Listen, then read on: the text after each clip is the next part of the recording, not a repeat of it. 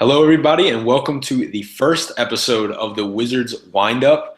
My name is Colby Jacobino. I am joined by Josh Vincent, my colleague. We both cover the Wizards and the NBA as a whole for Fox Sports 1340 AM. What we're going to do is with here, just to give a really quick introduction, we're going to try to do before every game, whether it's a day before, the afternoon prior, kind of preview the Wizards, opponent for the next game. We might hop on, either a Monday or Tuesday, kind of go over what has happened in the NBA, throughout the week. If something big happens, of course, we want to cover it. But definitely be sure to subscribe to the YouTube page, follow us on Twitter at 1340 AM Fox Sports, like us on Facebook, check out our website, foxsports1340am.com. I think I covered all the bases. So now, once again, I'll introduce my colleague, Josh Vincent. How you doing, Josh? I'm doing pretty well. How you doing today, Kobe? Good. So, for those who don't know, Josh is actually in a layover in Pittsburgh. Right. He will be heading down to Atlanta tonight to do the coverage for the game tomorrow. He is a man that never stays in one spot for too long. This is true. Yeah. I don't know who booked this flight. I was like, hey, we'll just drop you off in Pittsburgh for a whole day, and then we'll send you down to Atlanta. So yeah.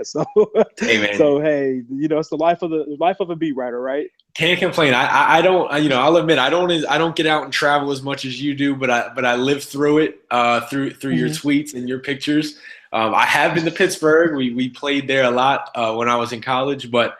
In terms of the other places you went, I mean, you've been also, on the NFL beat covering the Cowboys pretty closely and stuff like that, just to give people some background about what you've been doing. This guy's all over the country, folks, covering, like I said, the Cowboys. He has a close relationship with Derrick Rose, so you can expect a lot of, good stuff from him there. But other than that, we'll be getting together a lot this year to cover Wizards games together. And just cover the Wizards as a whole. This was my first time on it last year, when the station was just kind of getting brought up. Of course you go through that learning experience, but now, I feel like I'm a little bit more seasoned. I kind of, know what the motions are somewhat. I'm only going into my second year really writing and covering the NBA as a whole. So it's definitely a learning process, but I definitely look forward to working with you, man. I think it's going to be great. I think we're going to do good things here at Fox Sports. Agreed. Our new slogan now is that we're Virginia's #1 source for all things Washington Wizards. So we gotta definitely live up to that name. But yeah, likewise, for the people that don't really know me, I started out covering the Minnesota Timberwolves for our college newspaper, the Milwaukee Post, which was a little weird. We covered the Timberwolves mainly because we had a lot of people from Minnesota that went to school over at the University of Wisconsin in Milwaukee, and then that just kind of grew into getting back into Chicago and covering Derrick, whether it was with his website or with the college newspaper or with my own website. And then that really grew from me just becoming a feature story writer to more so on the beat, where I was on the Chicago Bulls beat for the past, 2 years, with the same people over at the big newspapers in Chicago, the Tribune, the Sun-Times, ESPN Chicago, and all those guys. And then from there, I got a chance to cover the Washington Wizards for Summer League for Fox Sports 1340. And from there, our boss was like, hey, let's put two people together. Let's cover the Wizards. Let's dominate this beat as much as we possibly can. And, that's where we at now. So here we are, Josh and Kobe. We are definitely, going to do our best to, bring you guys the most extensive, exclusive content with the Washington Wizards starting tomorrow night down in Atlanta. Yep, and like I said, mentioned before, you'll be down there. You'll be getting all the stories. I'm sure I'll be looking forward to what you gather. I'm looking forward to this team as a whole, man. I mean, I was down. You had the summer league. I covered media day. I covered a couple preseason games. You did too, and just trying to get a feel for this team, kind of what direction they're going to go in. In my opinion, one of the most unpredictable teams heading into this season. But let's rewind back to July really quick. We're going to go through it, and I want to get your opinion. Off-season reaction. There was a ton of movement this free agency period between all the teams, but we both knew the Wizards had a I like to call it a pipe dream of landing Kevin Durant. Right. We knew that wasn't really going to happen. They didn't even get a meeting with him, which was kind of disappointing. Even though, Right. in my opinion, if they did did get a meeting with him, nothing was going to get finalized. But, so they had to scatter. So they went after – they had a top three. They had Al Horford, they had Ryan Anderson, and they had Nicholas Batum. Nicholas Batum, in my opinion, the most unrealistic of those three, but I was optimistic that they were at least, going after him. I believe, they had a phone interview with him or a phone call with him to talk about what they could offer. Didn't end up even getting to that point. Batum resigns, max money, can't blame him. Ryan Anderson, that was the guy I really wanted them to land, a guy who can stretch the floor at the stretch four position. He goes down to Houston. I think he's going to have a career year there in D'Antoni's offense. We saw, we got a hint of what we're going to see during the regular season, the preseason. It's going to be dangerous. Al Horford, that was the one that really surprised me. I knew we were going to try to go after him, but I thought we had zero chance of getting him. Wizards end up in the top two with the Celtics. End of the story, Celtics win. Boston, Yep. I mean, you can't blame them. But, so then the Wizards were left, strike one, strike two, strike three, strike four if you count Kevin Durant. Now they're scattering. So they got to get a bunch of role players. And, for the position they were in, I can't say they did a bad job. They picked up, Andrew Nicholson, a guy from Orlando who got some time but didn't really get his full opportunity there just because it was a crowded front court. Jason Smith, maybe a guy I'm not as high on, but he's a legit 7-footer who can, shoot out to the 18, 20, 22-foot range. I mean, he can spread the defense out. We traded basically nothing for Trey Burke. I'll take it. We lost Ramon Sessions. We needed some scoring and energy and, behind John Wall. And then really, in my eyes, of course I forgot. I don't know how I'm forgetting. Jan Mahimi, we pick him up, on a big contract. He's something that the Wizards haven't had in a shot blocking, rim protecting, big man that is an elite defender. And then, Thomas Satoransky comes over from Europe, and I think that's a guy that's really going to, catch a lot of people's eyes. So just wanted to lay that foundation out for people. Josh, what are your offseason reactions? How did they do? Were you disappointed? Are you optimistic? Go for it. Well, I'm optimistic. One of the main things that I saw that they did was the extension with Bradley Beal. That was something that happened right around Summer League when we were all out there in Las Vegas. And I think that was really essential. You definitely want to keep that core together. My biggest concern really wasn't necessarily the moves the Wizards made, was really the growth of their young guy, Kelly Oubre. Because when you think about the success that the Wizards are going to have as far as like long-term and maybe even short-term, you want to see like where did he grow? Because there's a lot of high expectations. The ceiling is really high for him. And they did just recently pick up, I think, his third and fourth year option. So the question for me, or the biggest thing for me, was those two things: the addition to getting Bradley Beal, the extension, and then really seeing Kelly Oubre growth over Summer League and how that's going to translate, I should say, during the regular season. So those were the two things. So no, I wasn't necessarily disappointed. I do agree with you. This is one of those teams where you just don't really know exactly where it's going to go. It kind of reminds me of the Chicago Bulls. Like, you just don't know what's going to happen with the Wizards this season. Then you had that story with John Wall and Bradley Beal. Like, was there some tension there? And then you had people saying that John Wall didn't like the fact that Bradley Beal was making a lot of money just like he is. So it's just like you wonder like how all of that is going to play into the regular season. The one positive note, and this is why I'm somewhat optimistic, is the fact that originally we did not think that John Wall was going to be ready for the start of the season. Remember, with that, with the surgery and injury and things of that nature, we thought that maybe he would be out for a while. And, with Trey Burke being picked up, we thought Trey Burke was going to be, the starting point guard for a little while.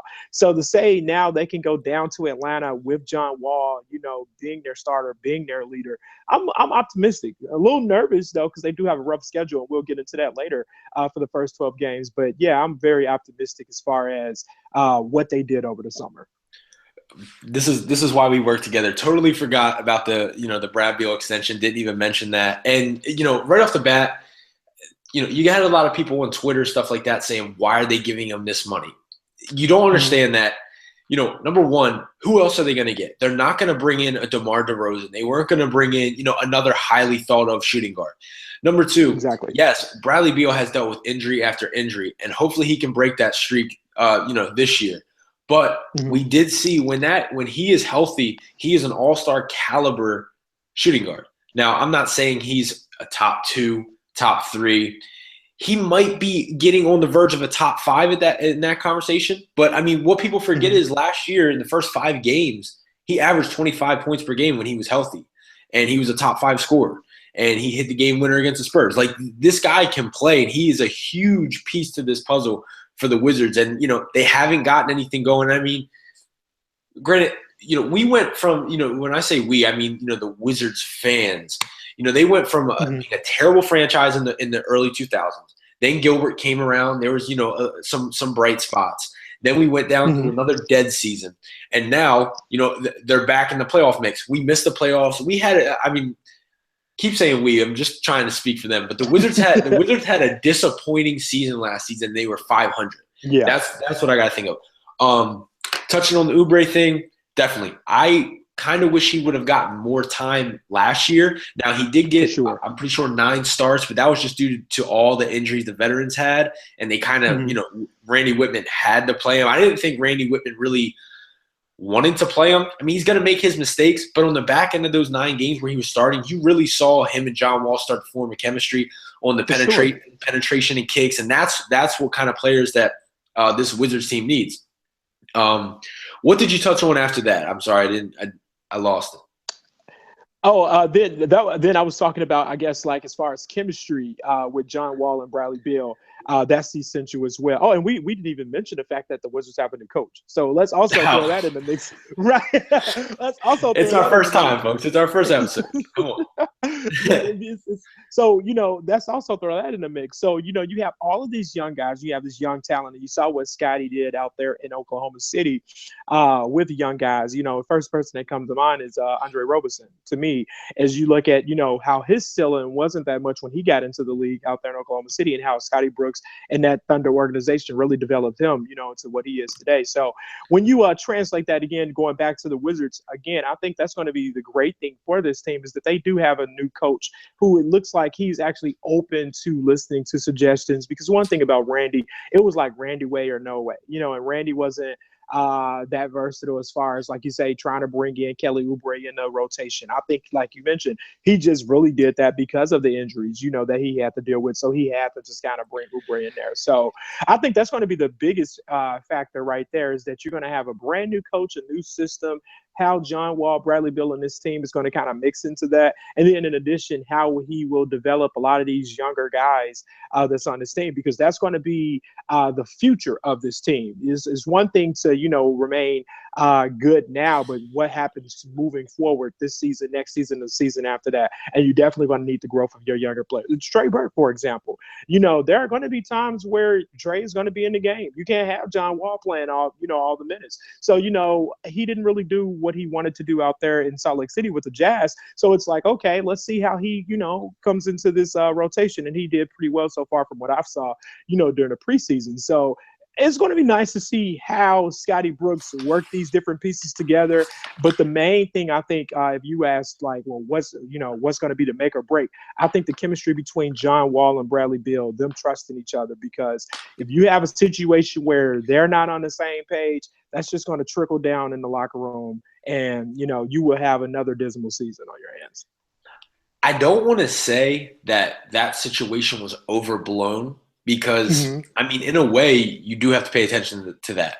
But I think once the internet got a hold of it, it brought it to a whole different level. I don't think that was the intentions behind Wall and Beal. Now, the words that they used were kind of questionable. I mean, some of the words that they were, you don't have to say it like that, and they did. But I mean, right.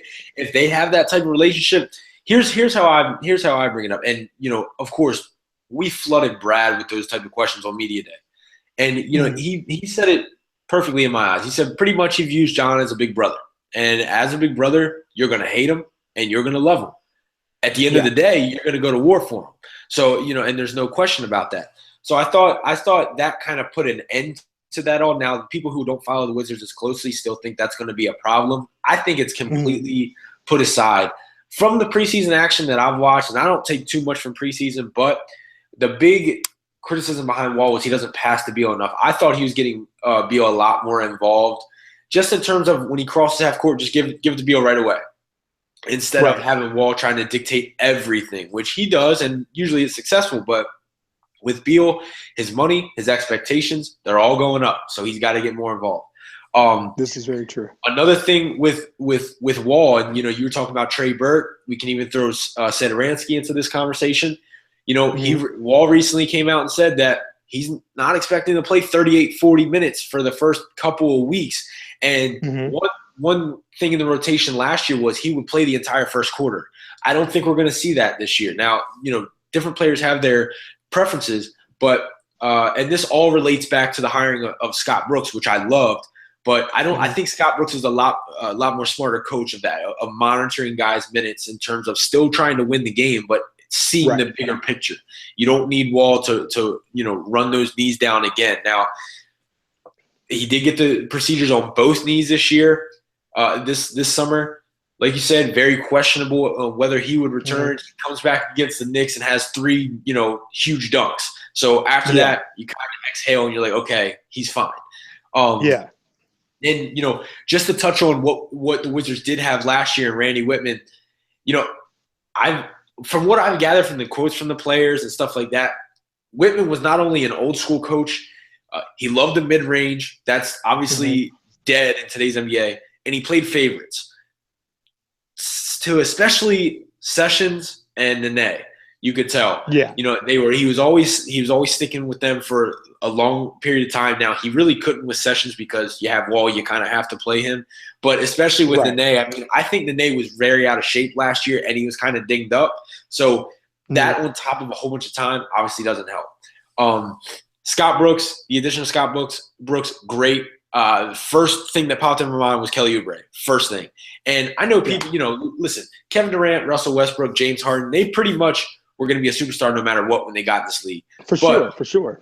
But you have to give some credit to Brooks in developing them and teaching them the game and teaching them how to be successful.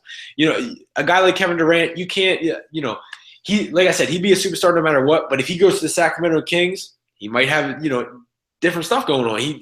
I personally think that Sacramento Kings are a black hole for any talent. I think that's been proven. Yeah. But, you definitely have to have that cohesion with the coach. Scott Brooks is known as being a player's coach. That's something that the Wizards haven't had in a while. So that's going to be something that's going to be something to really watch out for. I think the players have, taken well after him thus far. Like I said, we haven't played one regular season game yet. So we'll see when they go on a 3-4 game losing streak, if they start pointing fingers and what happens. I think that's really how you tell how a team is going to be that year. But very true. Hey, it all starts tomorrow night, Josh. They got the Atlanta Hawks. And, just to kind of skim past the Atlanta Hawks, too, they're another team taking on I don't want to say a completely different, but, 75% different identity. I mean, they get rid of Jeff Teague, Al Horford, 2 cornerstone players in their success.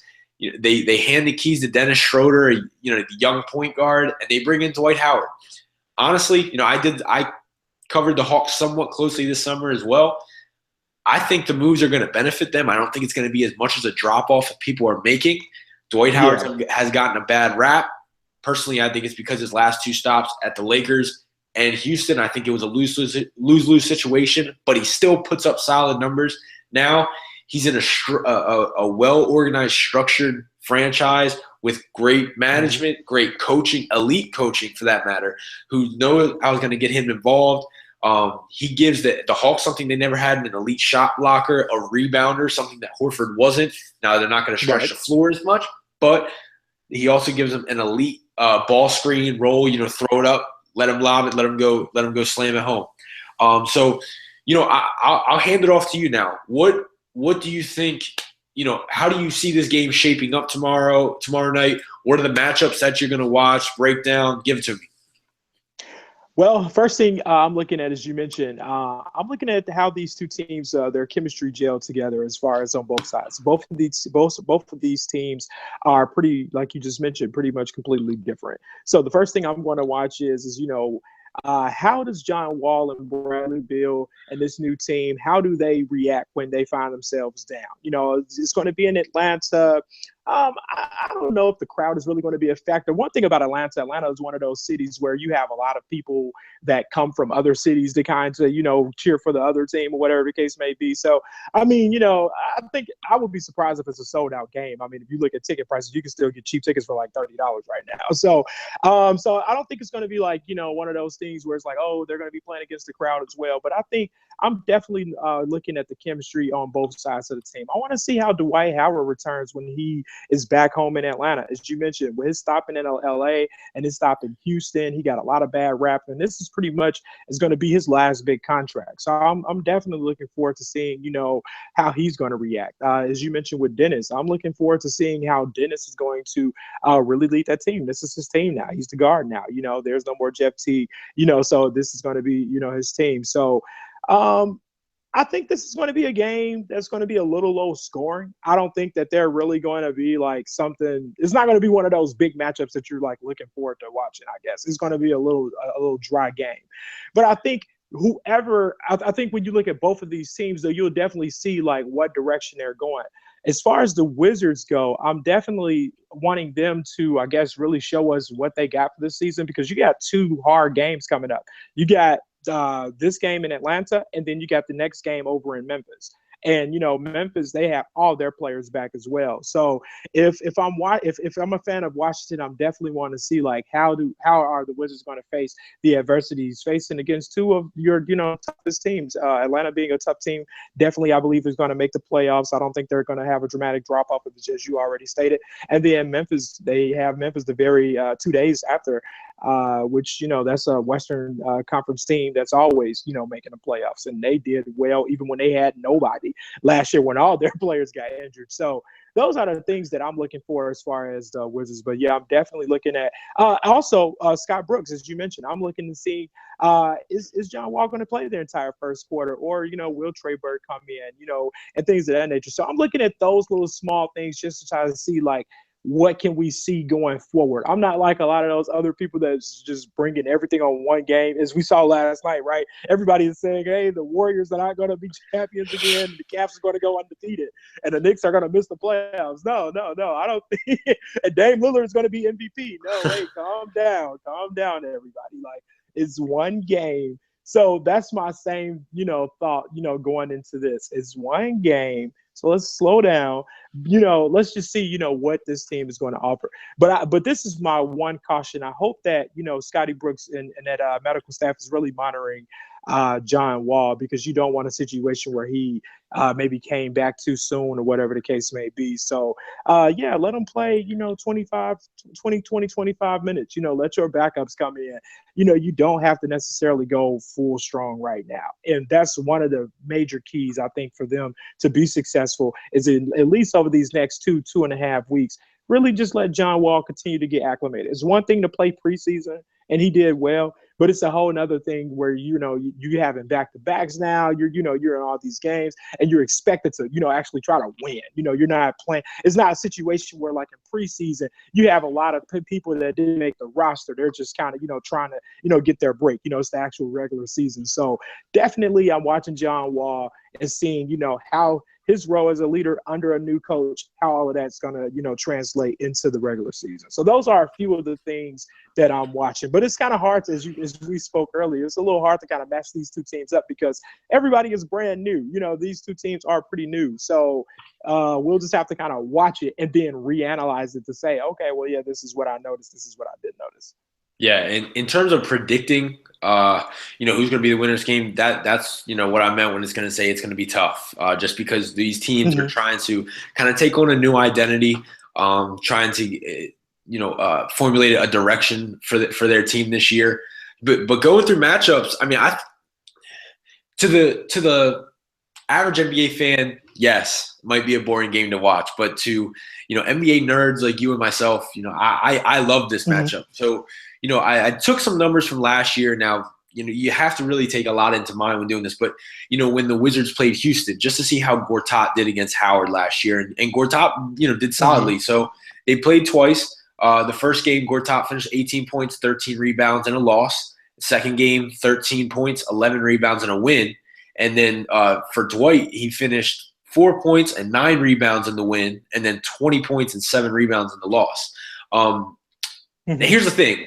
Here's where Gortat really had the upper hand on Howard last year, was just getting up and down the floor. Gortat's one of the best centers in the league, running the floor, trailing John, in the break, and then also in semi transition, getting that ball screen, rolling real quick while his man's still trotting down the floor.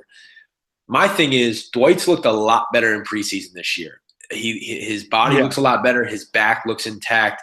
He looks a lot more mobile. He put in a lot of work this summer. I don't know if Gortat has that much of the upper hand on him now in terms of running the floor. I still think he's definitely more mobile than Dwight. Dwight's a mobile guy, but he's never been one of the top mobile centers in the league. And then, so you move over a spot and you go to Markieff and Paul Millsap. Paul Millsap, in my opinion, one of the most underrated players in the league. But they kind of play similarly, right? I mean, now Markieff can't stretch the floor out to a 3 per se consistently, right. But Millsap has shown that growth in his game. But they both play out on the perimeter. I'm going to take my guy off the dribble. They both have similar builds, similar athleticism, and what have you. So I think that one's pretty neck and neck. Then you go to Otto Porter, Kent Bazemore, which will be one to watch. Bazemore's really taking the next step in his development, especially last year. Very Hawks fans are very intrigued to see if he can take another step this year. He's developed a 3-point shot. As we all know, he can put the ball on the floor and rise up over defenders and slam it home. And then you have this. These are the last 2 positions is where I think the game will be won, and I think that's where the Wizards need to take advantage. And that's at shooting guard and point guard. Shooting guard, you got Kyle Korver, Bradley Beal. Of course, Kyle Korver, an elite shooter. A lot of people writing him off just because he's getting older. I see it, and I know he depends on his legs moving off the ball a lot, but at the end of the day, shooters going to shoot, and they're always going to have an impact on, what the defense does. This is true. It's not like you can just write somebody off. We saw what Ray Allen did. Ray Allen could still play in the league and have an impact. He might not score 20, but he's going to have an impact on the game. I think offensively, Beal needs to run him wild. I think we need to get a lot of, ball screens in with Bradley Beal and make Korver fight all game. They might quickly turn to a guy like Thabo Sefolosha, a primarily defensive guy to kind of cool down Brad if he gets going. And then, we have Dennis Schroder versus John Wall. And, right off the bat, you got to say Wall has the upper hand in that matchup. But Schroder is young. He's explosive. He's athletic. He's gritty. He gets after it. But he does go through times where, he has mental lapses. He turns the ball over. He shoots bad shots. He forces situations. I think that's where opportunities need to arise, where the Wizards need to take advantage of that, get out the open floor, finish on some easy transition baskets. And then the half court, I'm kind of, I'm anxious to watch because, in my opinion, Atlanta's going to be an elite defensive squad. They were top 2 last year. You add Howard.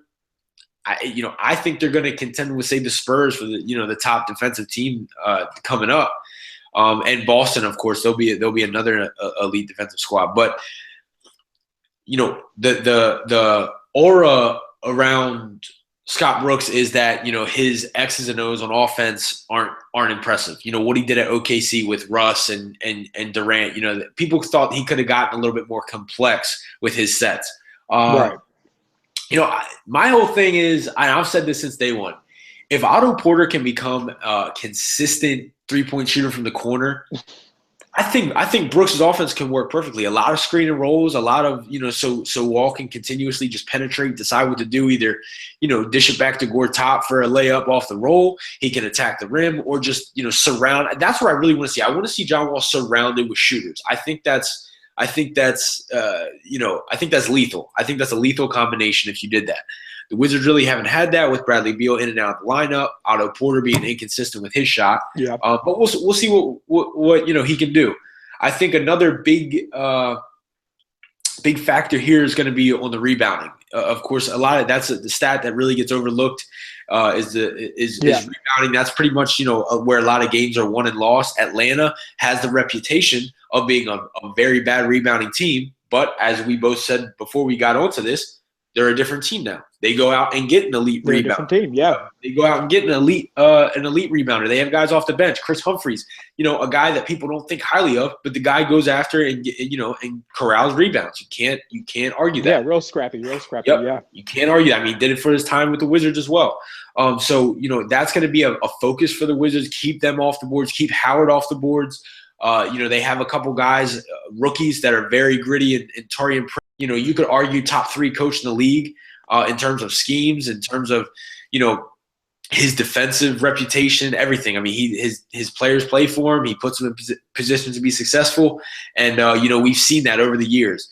But I think this is a good game for the Wizards to kind of figure stuff out. I don't know if this is going to, of course, like you said, it's game 1 out of 82, folks. We're not going to see the Wizards team that we're going to see now. And, the same thing in April. If you don't believe that, please fast forward and watch the entire season last year, because in the first 5 games, they looked really solid. Bradley Beal, like I said, got off to a hot start, and then all of a sudden it crumbles. People don't put that down. Yep, people don't put that into mind. So, when you're watching this, take it with a grain of salt. Of course, watch the schemes. I'm interested to kind of see what you gather from this game. Afterwards, pregame, whatever, how the players, what their mindsets are, how Brooks is planning on attacking, this game, because quite honestly, unless it's from film from preseason, I don't know how much you can take from this, just because with Atlanta, Howard is such a wrench in what they used to do. Usually it's with Atlanta, they can switch every screen and roll. They're 5-out, free-flowing offense, motion, on the offensive end. Now, they take on a different identity. So I don't even know if Brooks is, he's prepared, but I don't even really know if he knows 100% what the Hawks are going to throw at him. And pretty much vice versa as well. But it's definitely going to be it's definitely going to be a good matchup, a good way to start. The opening. Of course, I would like for the Wizards to start out, the season with a win, but at the end of the day, I want to see, like you said, when adversity hits, how does this team react? Exactly. So, like I said, guys, you follow. We'll plug our Twitter names at the end, but tomorrow night, be sure to be following Josh's feed. He's going to have quotes from the game. He's going to have his insights from what's going on. I'm going to try to catch it at home and kind of give my 2 cents. I'll probably be rewatching it and give my other 2 cents. But Wizards Hawks. It's the beginning of the NBA season. Nobody's complaining. The best time of year, in my opinion. I agreed. Yep. But hey, let's transition really quick. We got about 5-10 more minutes looking into the. You brought up before we went live how difficult the first 10-12 games that the Wizards schedule is. And that's the thing. I don't want Brooks to depend on Wall for those big minutes, even if it's close games. Like you said, I want them to monitor that closely in the beginning. For sure. Just so he gets his legs under him 100%. But I don't think they would throw him out there if he wasn't 100%. I don't think John would necessarily go out there either this early in the season. But this is true. Run down the first 10 to 12 games of the schedule, just so the folks can kind of get a handle on who they play, and then just give me your insight.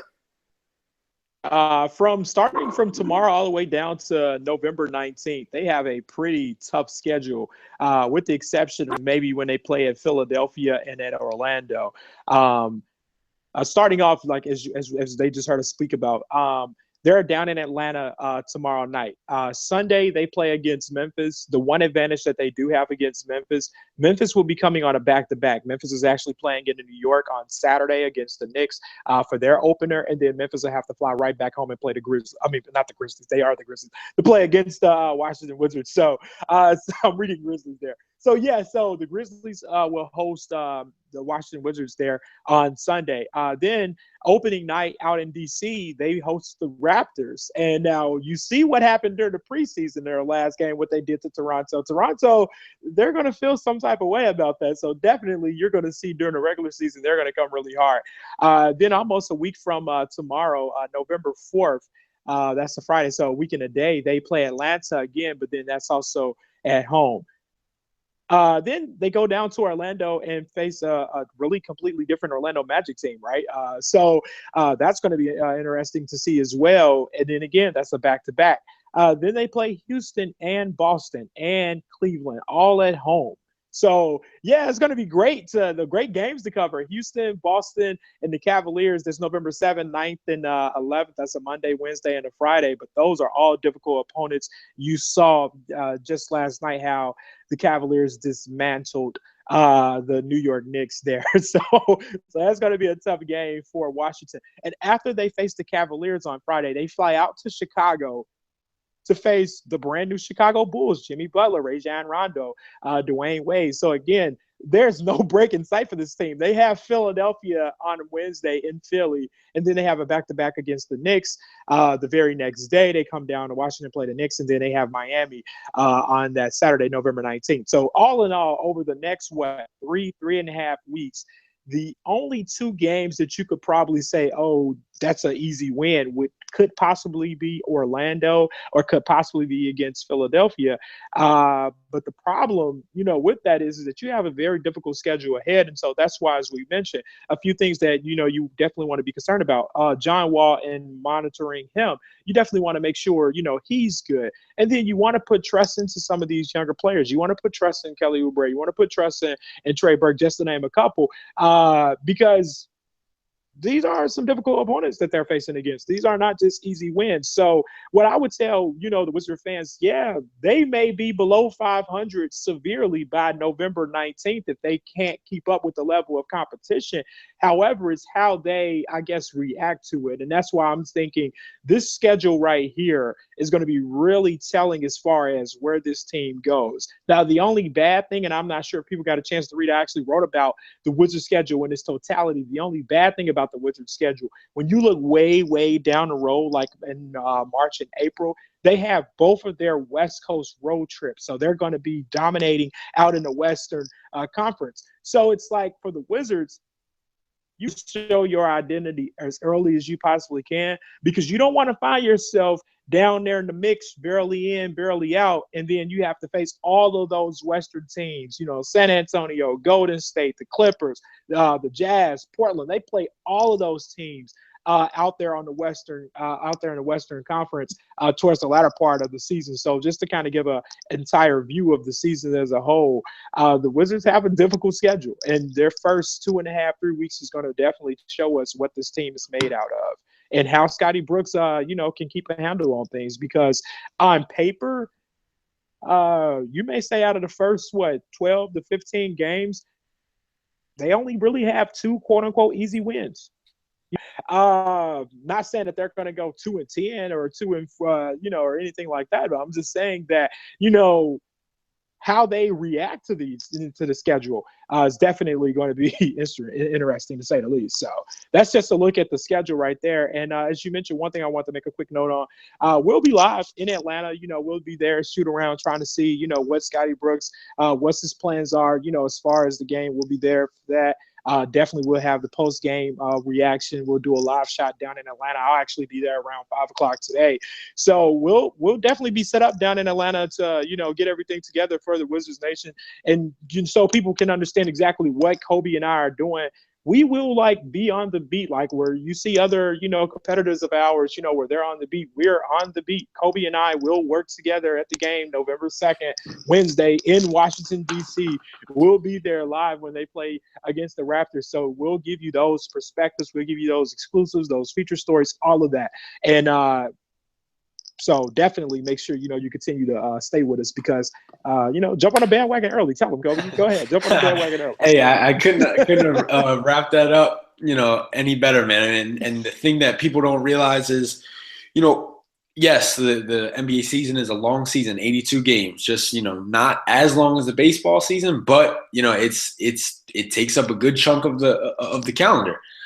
It does. But every game matters, and the other thing I didn't get your opinion on really quick, and like I said, we'll just touch on this really quick and then we'll wrap up.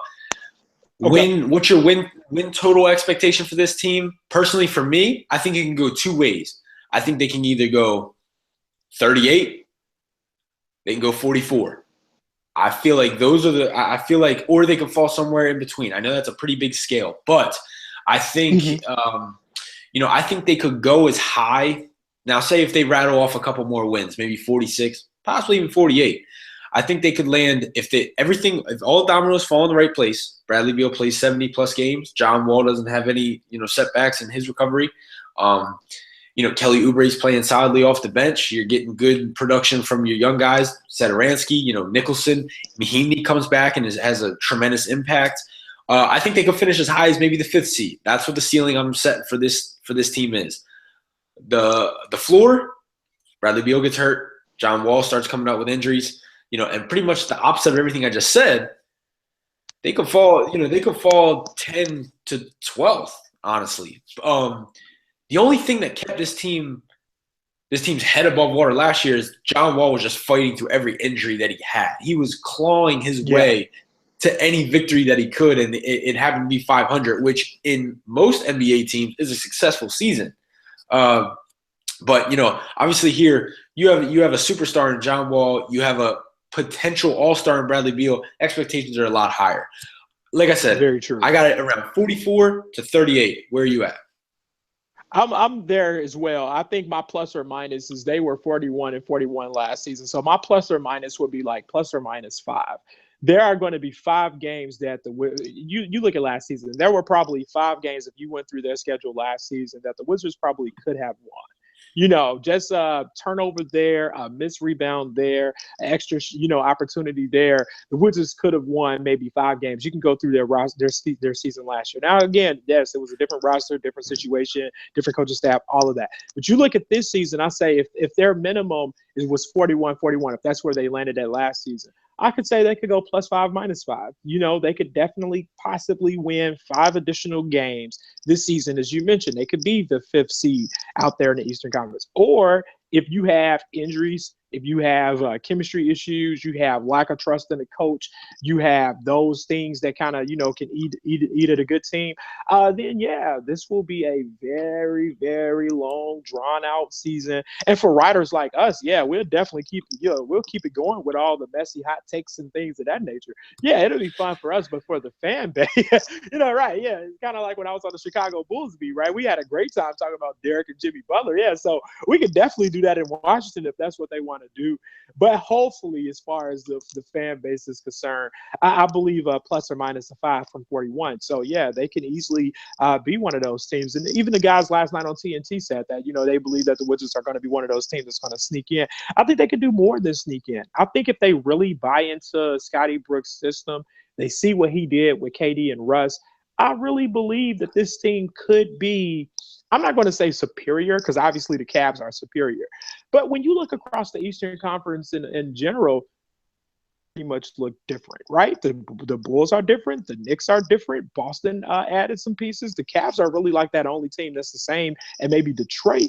But then again, you have injuries and all types of things that can plague a team. So, if you have, a team like Toronto that's facing injuries, if you have a team like Boston that may have injuries, so it's always that variable that you really can't. It's really hard to just say like, oh yeah, this team is definitely going to go and win 47 games because you just never know. So it's one of those things where it's like if they can win the games that they should win, they should beat Orlando. There should be no problem there. They should beat Philadelphia. There should be no problem there. So when they are facing those types of, you got Memphis on a back-to-back. The Knicks are going to be very hungry, trying to, win in front of their home crowd after, just getting blown out the other day in Cleveland. I think that's their very next game is Saturday. They're out for the rest of the next few days. Yeah, so you're going to have a beaten up Grizzly team. They should win that game. So it's those types of things where it's like when you look at the schedule from that perspective, if the Wizards win the games that they should win, then you're in a better position. You're not in April and late March trying to fight for the 8th seed or fight for the 7th seed. You're in great position. So that would be my advice to the Wizards.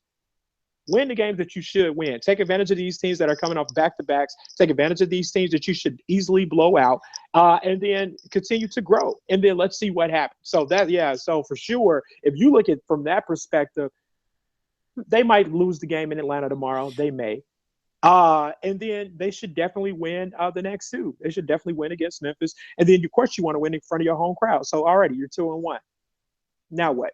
So it's one of those things. If you break it down game by game like that, again, that's why I give such a high plus or minus 5. And when I wrote that story, everybody thought I was crazy. It was like, oh wow, you really think the Wizards are gonna get almost 50 wins? And I was like, nah, not necessarily. But at the same time, if they do take care of the teams that they should beat, then I think they are in better position to be successful. And I mean, that can be said about any team, but we're talking about the Wizards right now.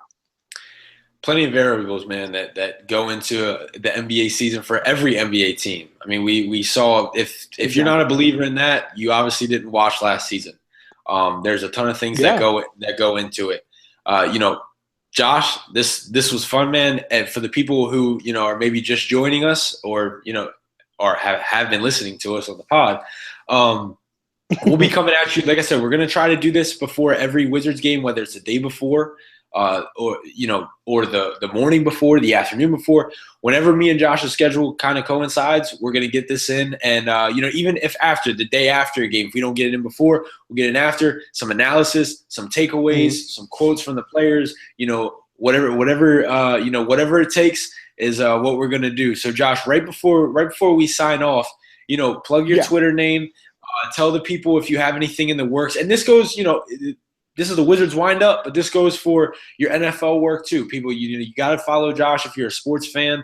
Tell him if you have any articles in the works, what you're going down to Atlanta with. If you have any plans, don't give away your stuff. But what angles are you heading down there with? What have you?